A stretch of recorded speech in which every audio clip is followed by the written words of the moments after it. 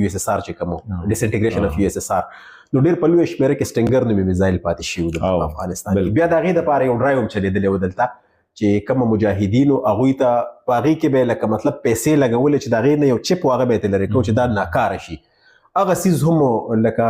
نه دی کامیاب، موږ نه ده کتلی چې هغه ډرایو کامیاب شي. هغه د امریکې سټنګر و، هغه ډېر لکه افیکټیو ویپن و. د هغې په وجه باندې کله چې هغه دغه کېلګي خبره شوه بل طرف ته لاړ نه شي او مختصر راغونډوم چې